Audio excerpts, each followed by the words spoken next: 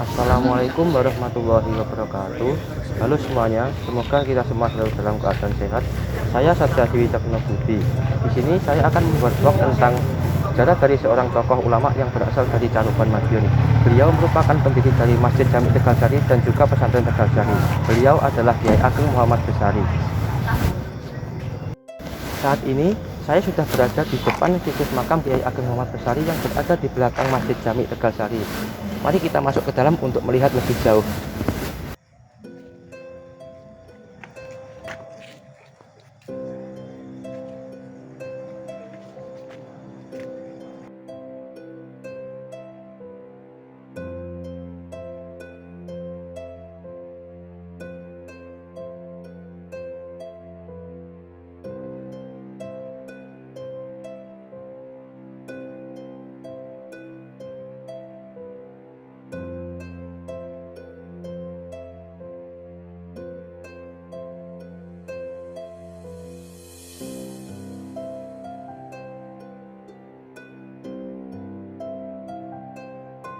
Kiai Ageng Muhammad Besari merupakan ulama yang berasal dari Caruban Madiun, sehingga beliau merupakan pendatang di daerah Ponorogo. Beliau mempunyai seorang ayah yang bernama Kiai Anom Besari dan dikaruniai 9 orang anak.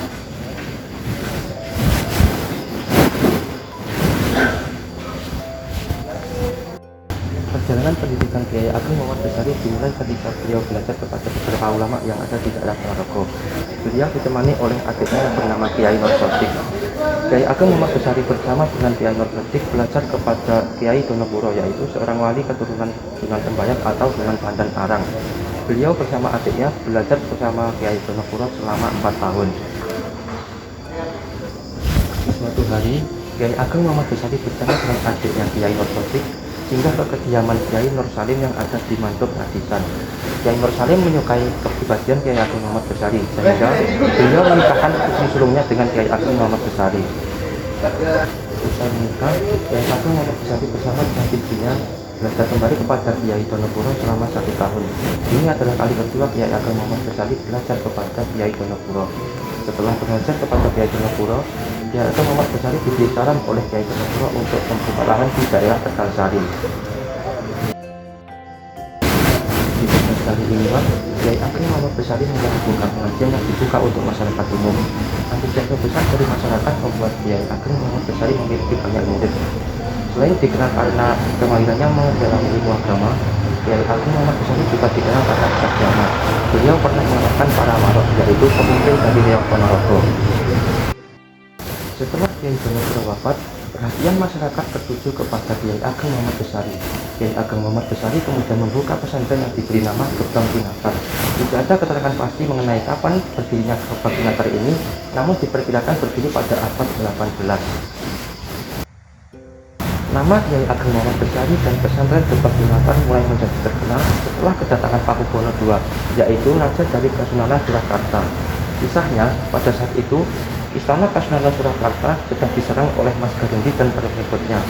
Pakubono II kemudian mengajak Tumenggung Tirto untuk kabur ke arah timur menuju Madiun. Sesampainya mereka di desa Taman Arum, Setono, Karanggebang, dan Sawu, mereka menggelar keberadaan Kiai yang berasal dari Tegal Sari. Kiai tersebut bernama Kiai Ageng Muhammad Besari. Konon, ketika tengah malam, Pakubono II mendengar suara gerombolan lebah yang keluar dari sarangnya. Pakubono II kemudian bertanya kepada Tumenggung Tirto mengenai apakah suara tersebut. Tumenggung Tirto kemudian menjawab bahwa suara tersebut merupakan suara Kiai Ageng Muhammad Besari dan para muridnya yang sedang berzikir. Pakubono II kemudian mengajak Tumenggung Tirto untuk sowan kepada Kiai Ageng Muhammad Besari. Kiai Ageng Muhammad Besari menambut kedatangan Pakubono II dengan penuh hormat.